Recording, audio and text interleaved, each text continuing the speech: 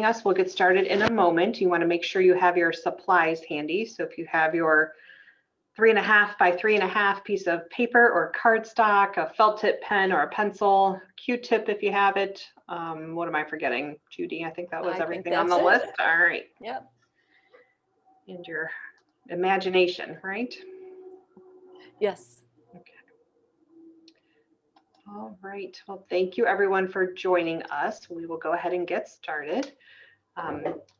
If you don't already have it, Judy should be showing up in speaker view. If not, you can click on view and click speakers so that she is large on your screen. And if you have any questions as we go, as always, you can click on chat or Q&A to type in your questions. And then our hope is at the end of our session that we are able to share all of your video cameras and that everyone would be willing to hold up their masterpieces to share with everyone. So I am going to turn it over to Judy Montgomery, who's joining us today. And I don't know if you have a special title or just Zentangle Master, but she is going to tell us a little bit about herself and about the origins of Zentangle, and then we'll get started. So welcome, Judy. Thank you so much. I'm thrilled to be here. It's weird. I'm not used to not being able to see people, so it's a little strange. I just trust you're out there, and I thank you for coming. About 8 years ago, a friend of mine told me that she was going to quit her job to teach Zentangle. And I knew that she had created that job in her place of employment and she loved it. So I was so shocked. And I had never heard of Zentangle. And even when I started investigating, I couldn't comprehend what it was. So I just signed up for a lesson with her.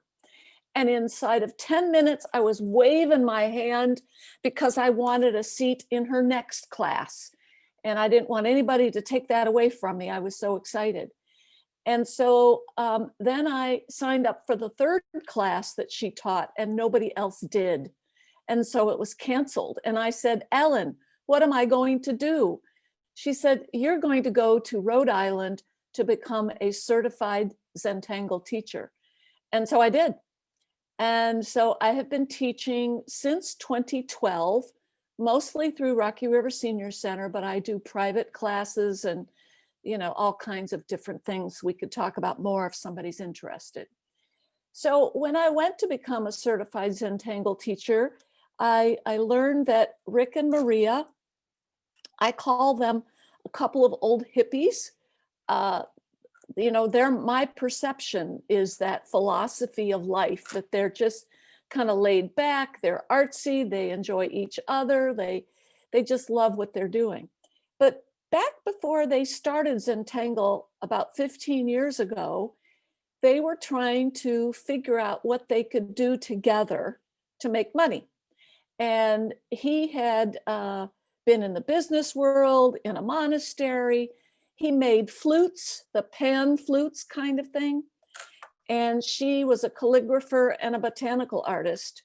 And so they decided that they could start traveling the art, like the peddlers, Yankee Peddler kinds of things, those arts shows. And as they went, people would look at her art and say, oh, I could never do anything like that. Or, oh, wow, you have so many supplies. I don't have, you know, just excuse after excuse. So they'd heard so many people say that they loved it, but they couldn't do it, that they sat down literally one weekend in a B&B and figured out what it would take to help people be artists and take away a whole bunch of those impediments that people felt like were in their way. So the Zentangle method has 8 steps. And the first one is just to feel the gratitude and appreciation for this time. And I know I feel it and I'm excited. And but I urge everybody to just take a deep breath and then get your 3.5-inch paper out. And I'm going to share my screen.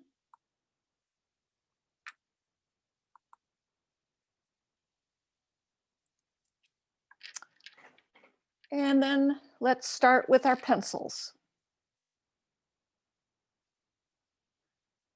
So the second step of the Zentangle method is to put a dot, a light dot, in each corner-ish. It doesn't matter exactly where at all, somewhere in those corners.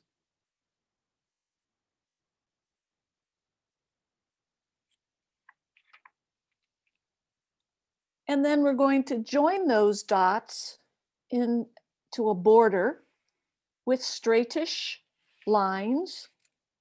I deliberately give a little curve to mine, but you can make it more straight if you're more comfortable with that.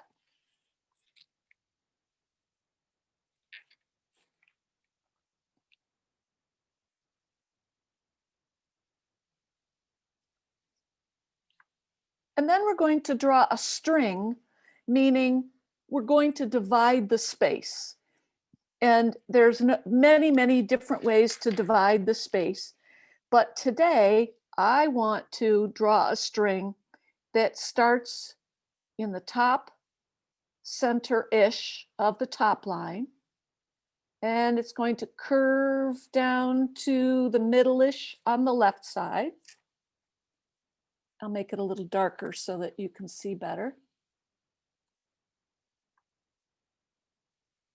And then from the center left to the center bottom.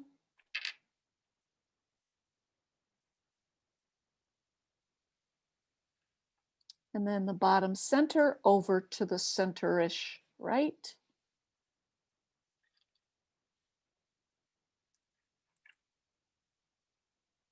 And then the finish, of course, is from the top center to the right center-ish.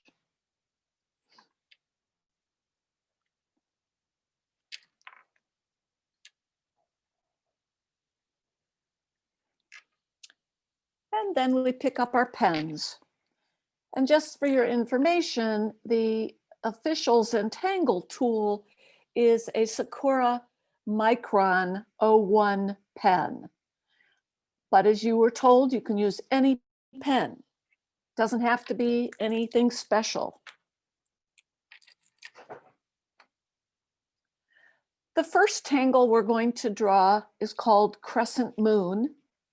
And it doesn't matter which corner you start with. I'm going to start on this corner. And I'm going to draw, call it a ladybug shape, around the outside perimeter of this space, just this one corner space.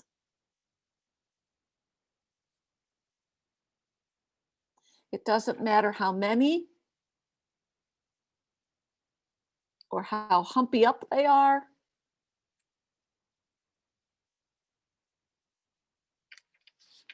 I think I'm going to go around this side of that same quadrant too.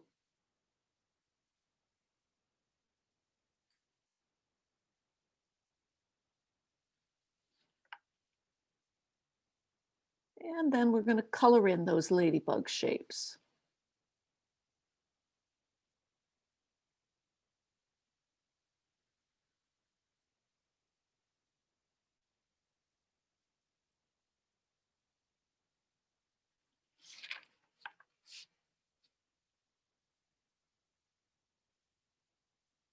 Now, if we were in person, I usually have music playing, but I've understood it doesn't come across so well.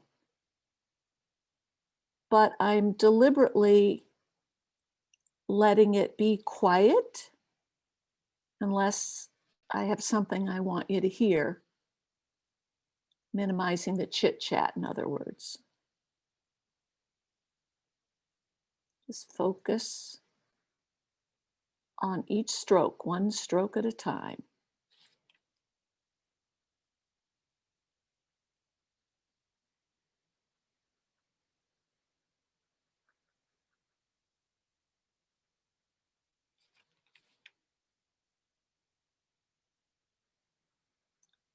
I suggest you tune into your hands. I tend to hold that paper down to the table like somebody's trying to take it from me. So relax that hand and relax the pen hand as much as possible, just to be relaxed.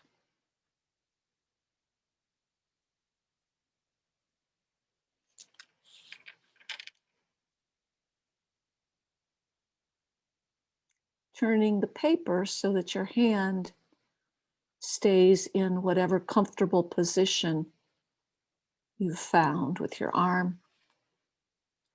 I do recommend that you have your arm, the forearm, completely on the table.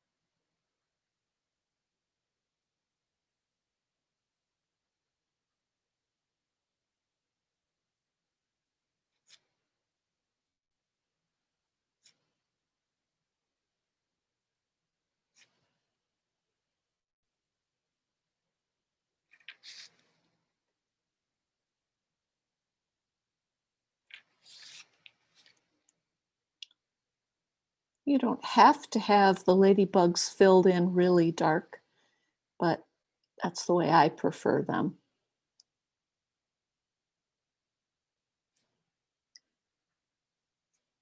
So the second part of crescent moon is to draw an aura around each moon.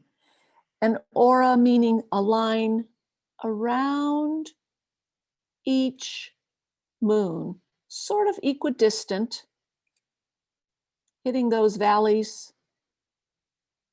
and the humps and the valleys, all the way around.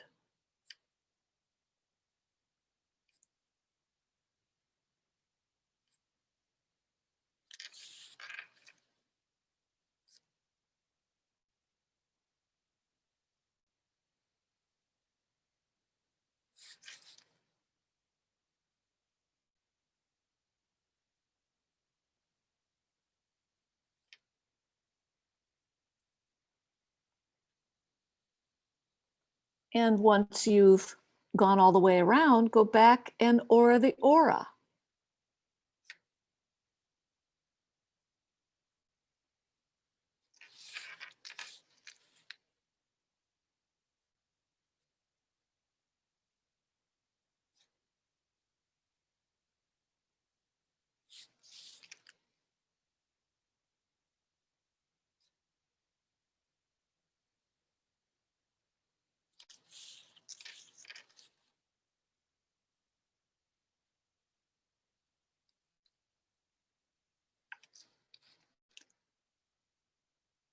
And keep drawing auras until that space is filled up or you decide it's enough.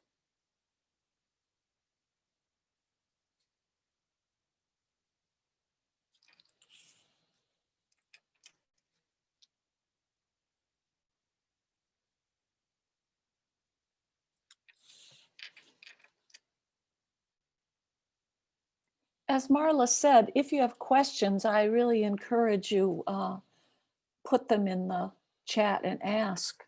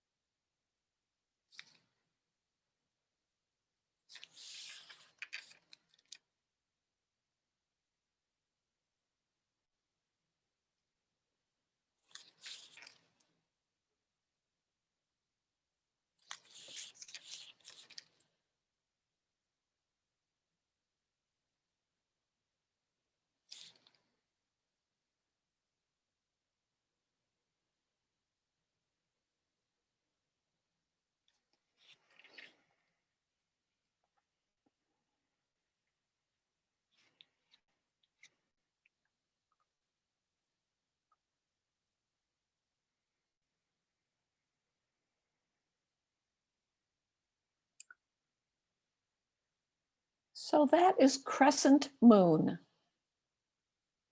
your first tangle.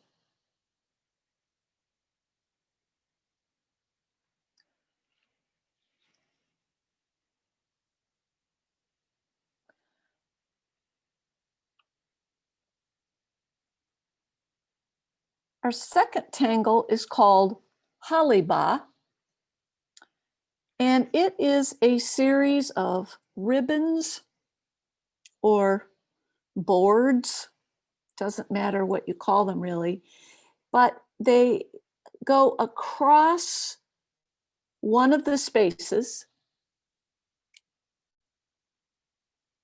So it's a line basically with its aura, but wider. Doesn't matter exactly where you put it at all. Here's what matters. And that is when we draw the second one, we're going to draw it under. One of the rules in Zentangle, because there really aren't very many, is we don't cross lines until we do. But in this tangle, we don't. So your ribbons can be wider, they can be more straight. I tend to always have a little curve in my lines. And we're going to fill this space with ribbons. And it doesn't matter where yours start or stop. The only thing that matters is that the next ones go under. That being said, if you goof and cross lines, don't worry about it. It is not about perfection. I always say that I am a recovering perfectionist thanks to Zentangle.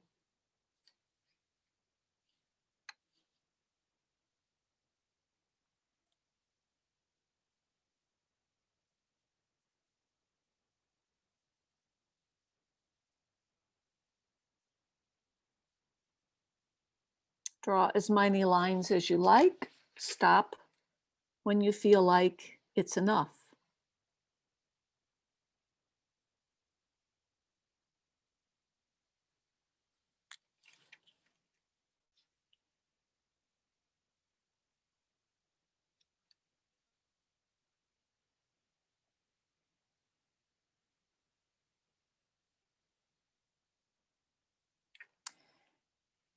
Zentangle art is not representational, meaning, as you've already seen, we haven't drawn any cute little puppies or kittens or anything.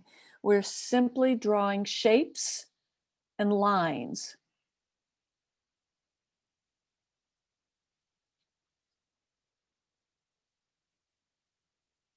Rick and Maria said they called this one Crescent Moon just because, I don't know, they liked that name and it didn't look like a crescent moon.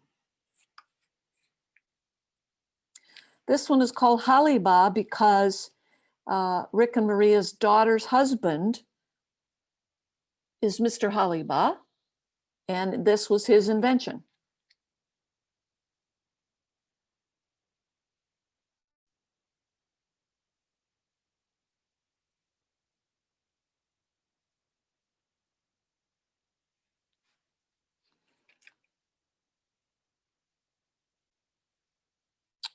I think we'll do printemps, which means spring in French, and it really is kind of a spring. I just started from the outside, but usually it's started from the inside. Little heavy dot, and then start spiraling out as many times as you want, and then come in and join.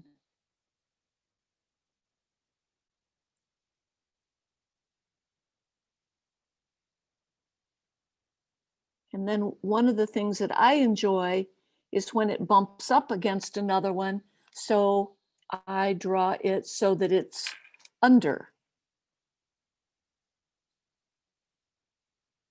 So spirals.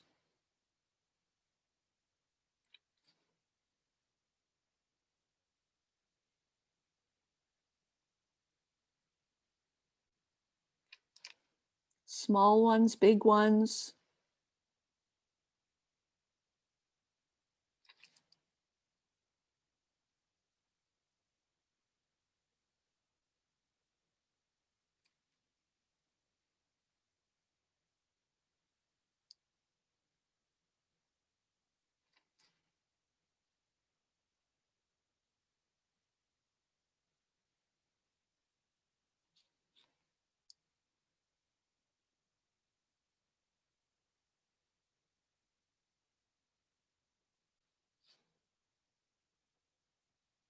You could draw them so there's lots of space between them or very little space. Now this one is kind of bumping up against the pencil line, and I could ignore the pencil line and continue drawing that printemps. But I kind of like that, using it as a dividing space. So my printemps is going underneath it.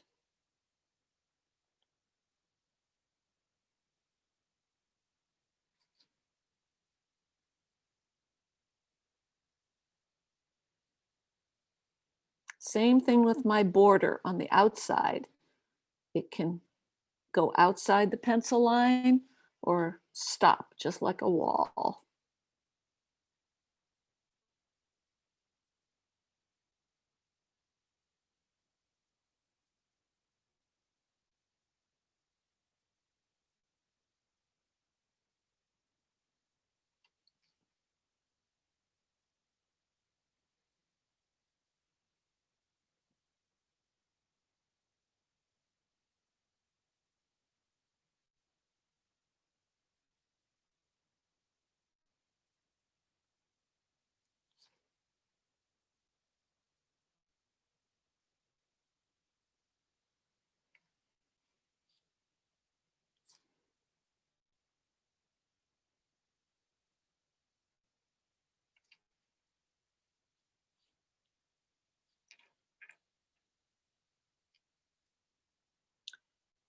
Now you could leave it alone, or you could color in the space between your printemps if it pleases you.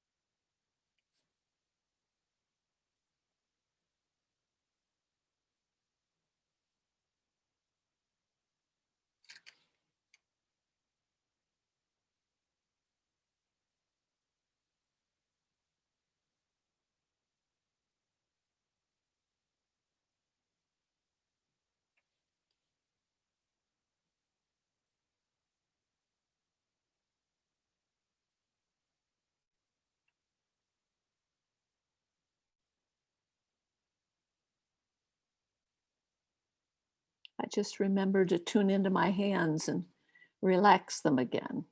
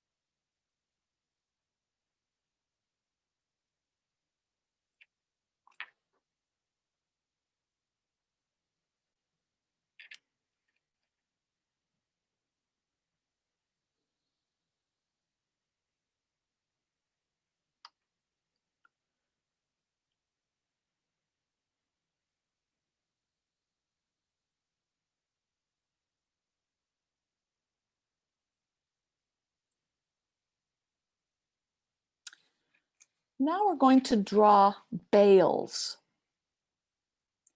Bales is a grid pattern. So I'm going to go over that pencil line with my pen and keep drawing verticals. So it's not terribly important how many you draw. Including the outside, I have 5, including this little itty bitty one. And we want to make our spaces kind of square. So I'm going to trace over that pencil line. And then parallel lines, making squarish shapes.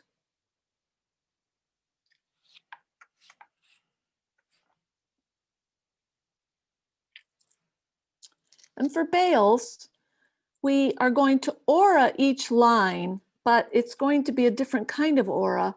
I call it point to point, meaning I'm going to start at this point, aura that line, and go to that point.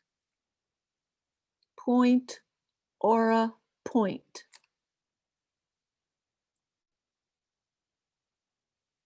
Doesn't really matter how humpy up that aura is.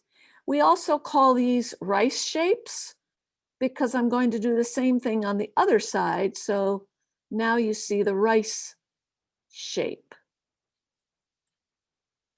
Now down here, I just have a part of a line. So I'm going to act as if the whole line is here.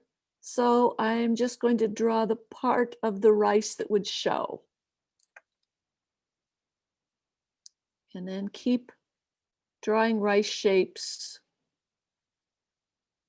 on the verticals, the vertical lines.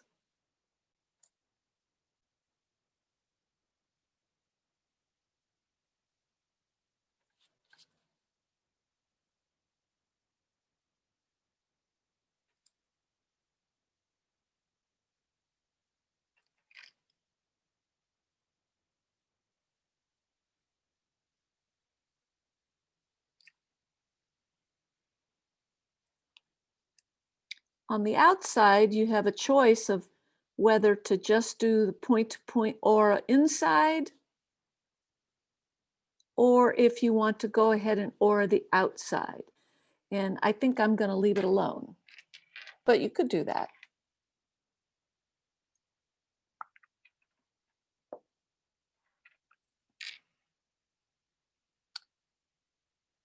Now, I like to aura vertical lines because I like to draw towards myself. So I'm going to turn that and do the same thing.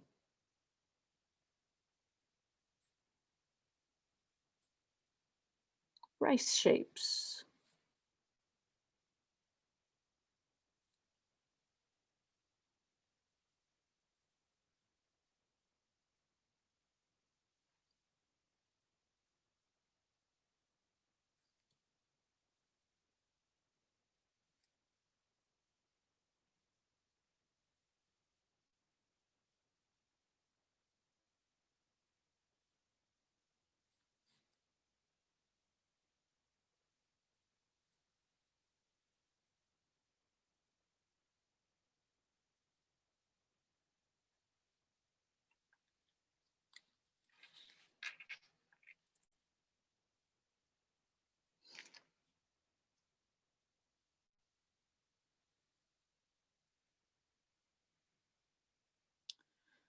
So that's bales, but we could enhance it if we want to. You can aura the inside of each space. I'm not inclined to today for some reason, but I like to draw a heavy dot in the center-ish of each space.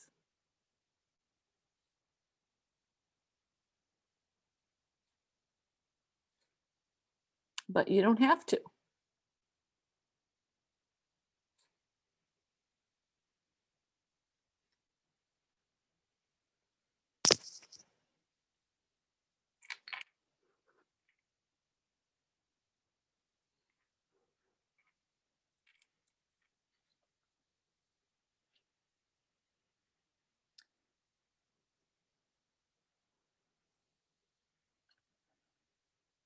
Now, if any of these tangles you've not been able to finish, at least you have a start and you can finish them later when you have time. Now, the next tangle I call a plus X tangle because essentially we make it with a plus and an X. So 4 lines. As long as I'm over here, you can see that I have an original Zentangle tile. Rick and Maria, when they were trying to decide what materials they wanted to put their name on, they came up with this Italian paper that really takes to the micron pens nicely. And they give you a place to write the date, whatever you want on the back. Okay, so plus X. So I could go plus X, but I told you I don't tend to do straight lines. And so I'm going to do a bit of a curvy line. Oh, wow, my center is going to be way off center, which is pretty interesting. So there's my plus.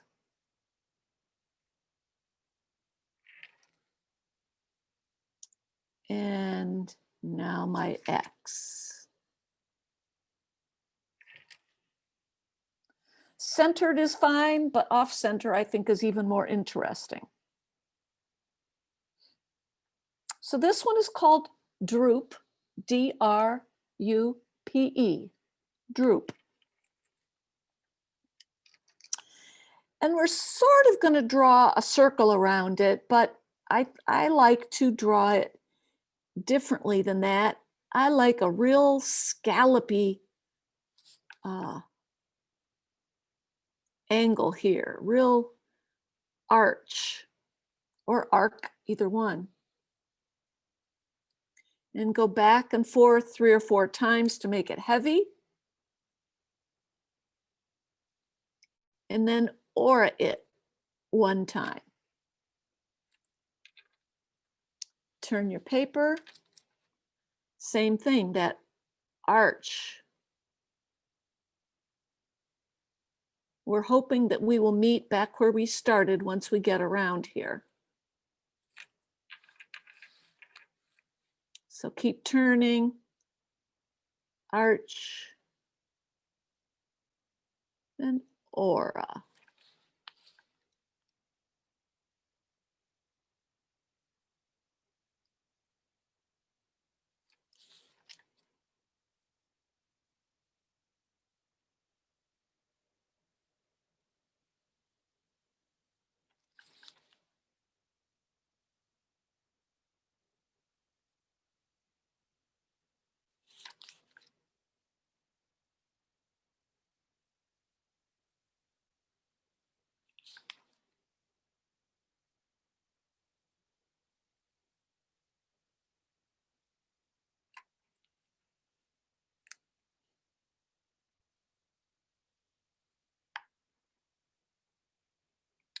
So once you've made it all the way around, we're going to do another layer, and I'm going to move out from that first layer. It looks like a flower petal to me. Leave a little space and do another row of arches, heavy, and an aura.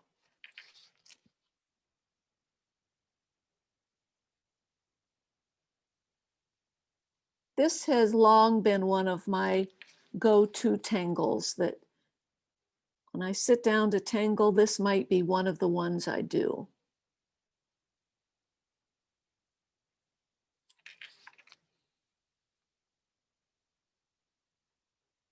Now, if you start bumping up against one of the outside quadrants, I'm almost there. So you just go underneath.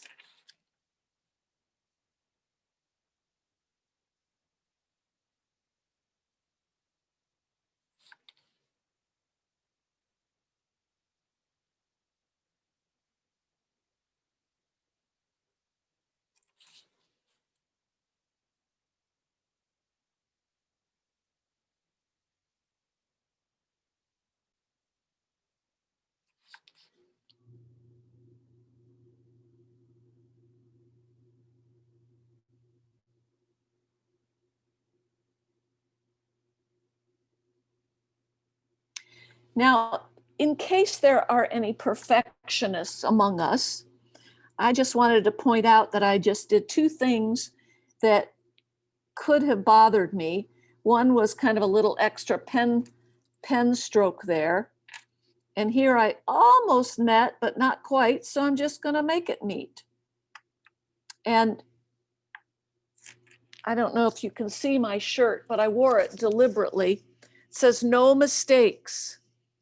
We say there are no mistakes in Zentangle, just different directions to explore.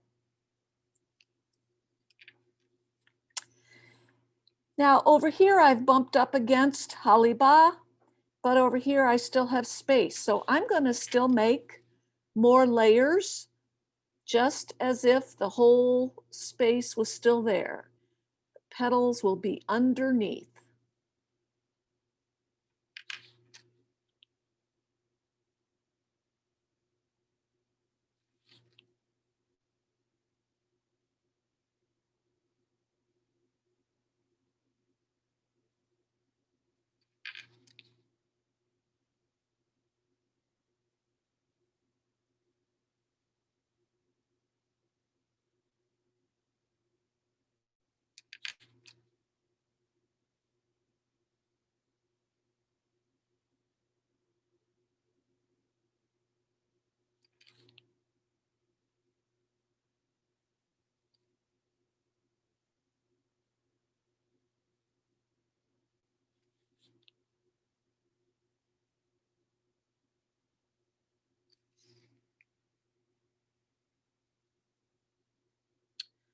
So I still have, I think, two places that another layer would show. So I am going to do a little bit of the next petal.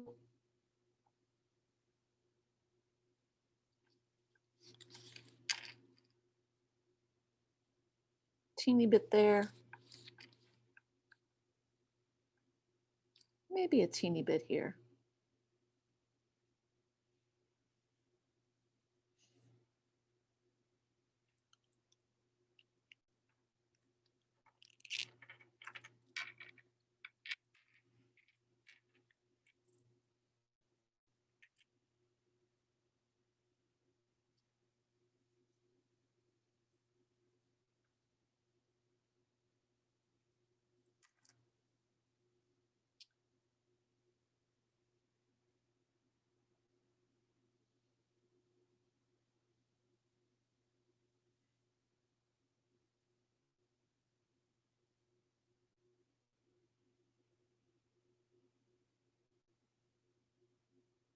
And now for what I call the magic pencil.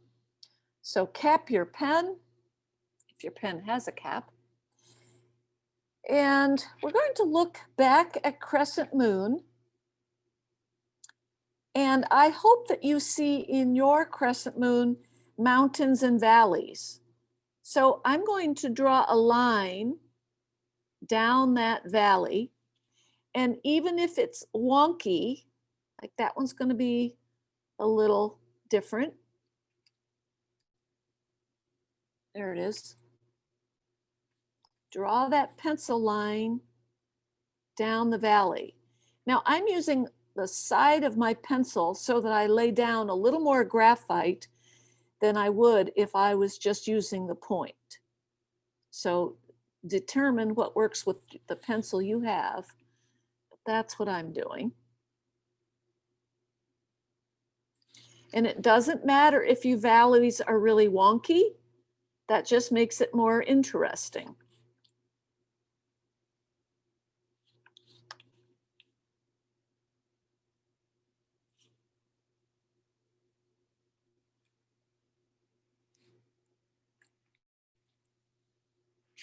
So now I advise you to hold your paper out at arm's length and see if you haven't added a whole lot of dimension.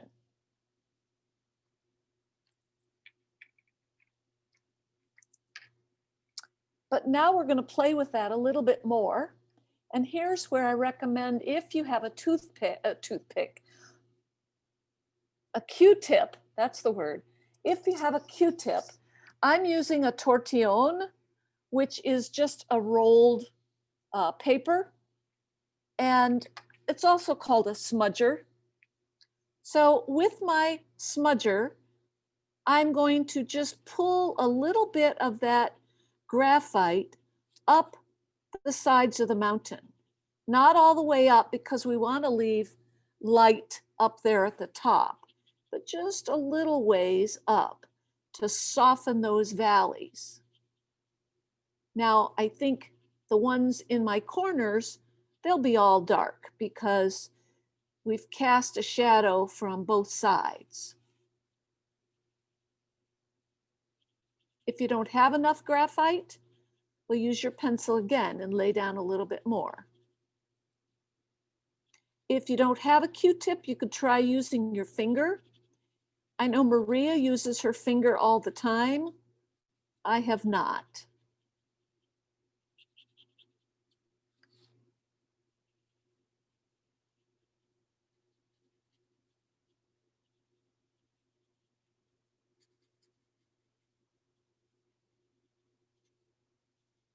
And once you've gotten all the way around your paper, your tile, hold it out at arm's length again and see what you think. I'm going to really darken in that center area with my tortillon, because to me it's way down dark, way down deep, so it's dark. Now, if some of you are trained artists, or just know that sketching is your skill, in Zentangle, we're not so much worried about the light source. What we're concerned about is enhancing the tangle. And so from tangle to tangle, the perceived light source could be completely different, because we don't worry about that. We're just wanting to enhance our tangles. All right, now Haliba. So I wish I could have come around and looked at how you all drew it, but maybe I'll get to see it in a few minutes. So this one was the first one. You can tell, well, it's probably the first one because everything else is below it. So it's going to cast a shadow on everything below it. And you can put a pencil line on both sides if you want, or just one. And then on to another ribbon and see where it would be casting a shadow. And then you go down a layer. So it's not going to cast a shadow on the one above it.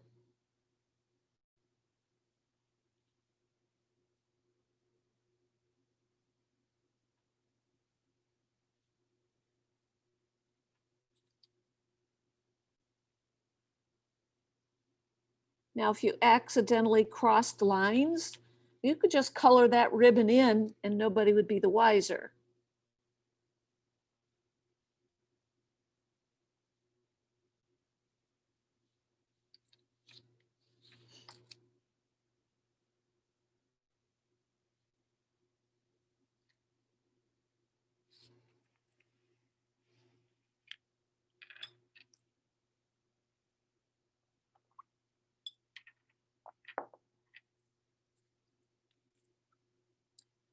Once you've used your pencil all the way around, I missed one,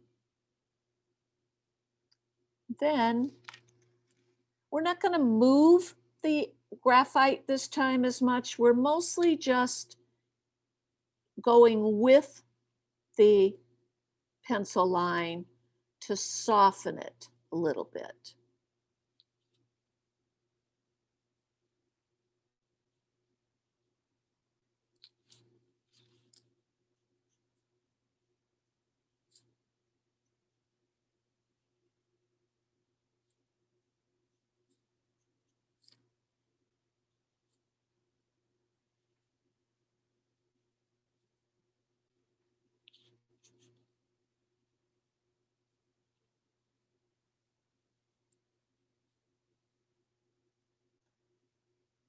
So this is all part 5 of the Zentangle method, tangling it.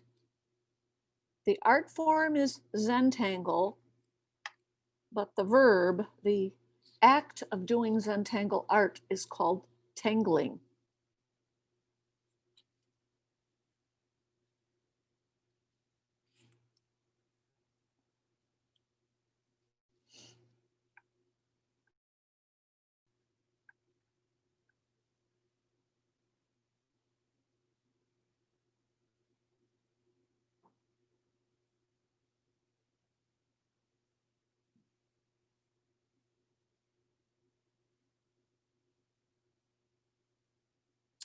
Now in Printemps, I'm going to shade a little bit where one Printemps is over another, where it would cast a shadow on the ones below it. Your Q-tip might be have enough graphite that you don't even have to use your pencil. My tortillon is pretty, I hesitate to say dirty, but pretty full of graphite.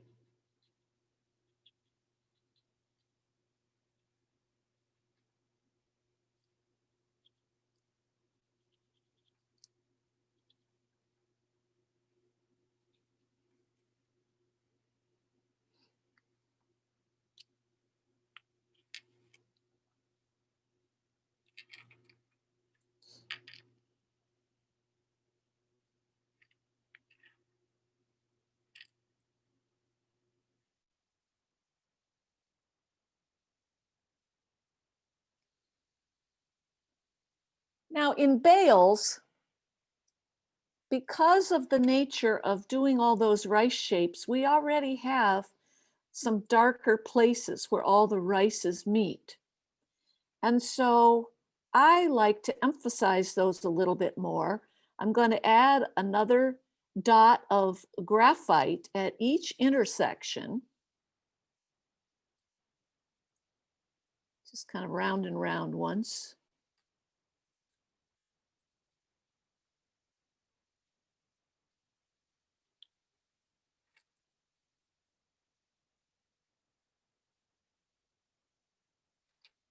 And then with my smudger, I'm just going to pull that graphite all 4 directions, just a teeny little bit to emphasize those spots. Because as I see it, it's kind of like a mattress where the buttons are.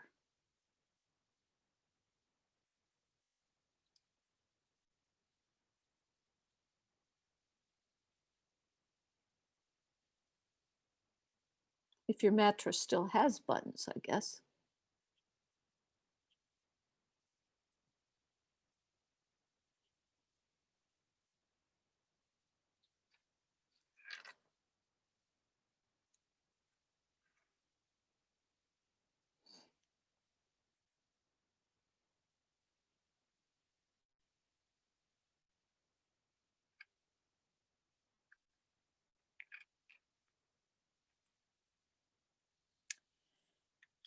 And now for shading droop. For droop, I'm going to go over those original plus X lines with my pencil.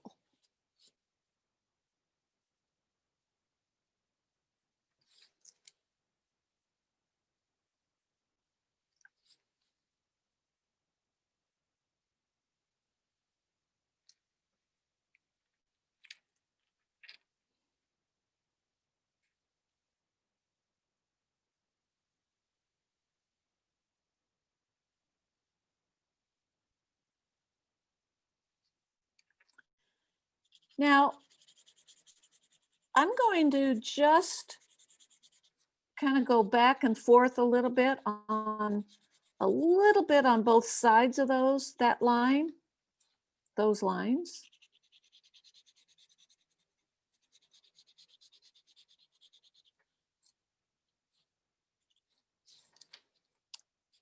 And my perception is that adding the graphite here makes it look like this whole tangle droop is kind of ruffled all the way around.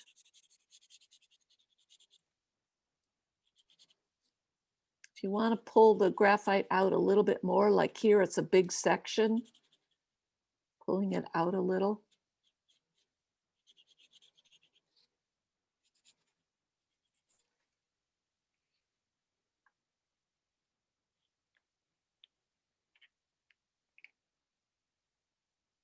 Now, our tile could be finished, but I've decided when I use this string with the diamond in the middle, that it looks to me like droop is way back there. So I want to emphasize that. So I am going to take the side of my pencil and go over that original diamond shape.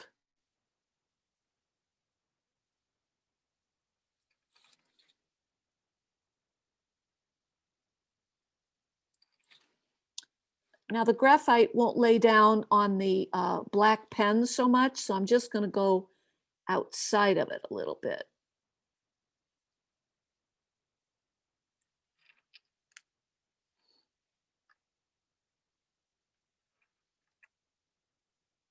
And then I'm going to do what we just did in droop, is soften that on both sides, back and forth.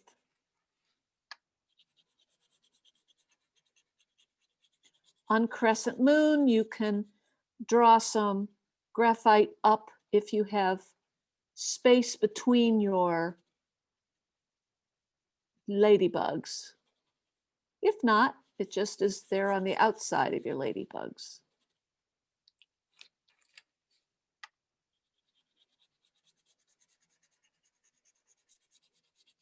Right on top of your tangle, like here, I'm going right over bales, pulling it away from that line.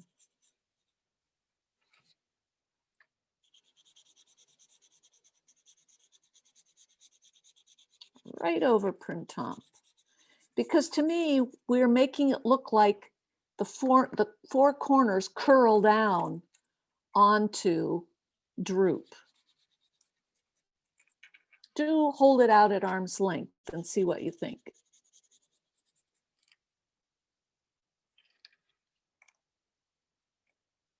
So shading is step 6.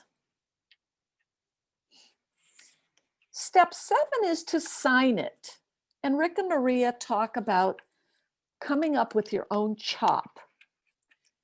Like for a long time, Rick used Rick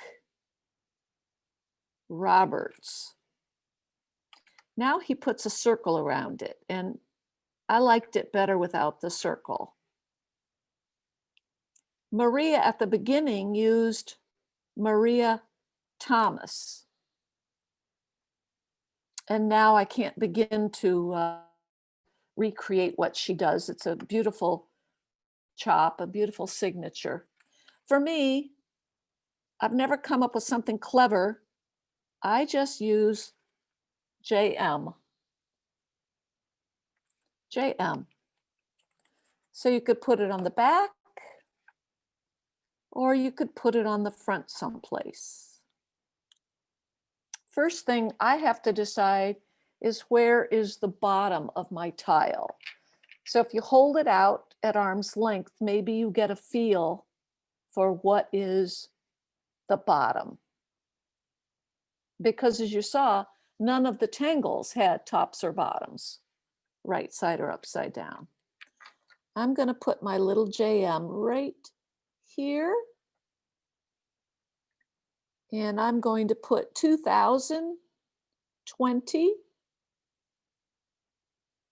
just because down the road, we're all going to look back at this and go, that was 2020.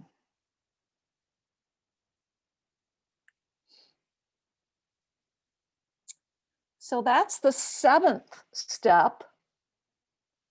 And the 8th step is to appreciate. So do hold yours out and appreciate it. And then I think Sue and Marla may take control as soon as I stop sharing. And maybe you can hold yours out so that we can look at all of them.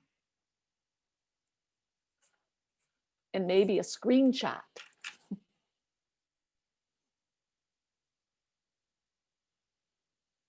Oh, I think some of our people were shy. We're promoting Well, them all that's now. okay. They're all coming up. Ooh. And it is okay to be shy, but I urge you to be brave. Because if we were in person, we would lay them all out on a table right next to each other. Heather, you are very artistic. Very pretty, very, very Sally, cool. yours is beautiful. I can't see names anymore, but I've done this before, so I didn't follow directions in the middle. that's okay. That's all right. It's your prerogative. Heather, I really love your droop, for sure. Yeah, can you hold them a little closer to the camera? Excellent, excellent. Yes. Yeah, that's a fun use of color. Very fun. Very cool. Black pen died as soon as I started, so I had to resort to other colors. I like the colors. Excellent. Good for you. Okay. Marla or Sue, do you want to take a screenshot or shall I? Oh, go ahead. Marla, why don't you take one, Judy, and you could send it to us and we'll include it. Okay. I'm gonna do it. Sorry. Okay, we've got some shy people. I wish they would come out wherever you are. They may have just been listening along today. Yeah, that's all right. Okay, I will email it to you. Wonderful. Okay, any questions, comments? Go ahead and unmute yourself, and if you have that power. They do now? Okay. It was very relaxing. Thank you. Good. Exactly what I needed today. Excellent. Excellent. Where can you purchase the tools that you mentioned? If you happen to be in the Cleveland area, I have most things for sale. I'm not about selling, is not my main thing. It's just if you want the tools, I can sell them to you. You can get some of them from the Amazon or Michael's. Some you have to get through Zentangle.com. Good.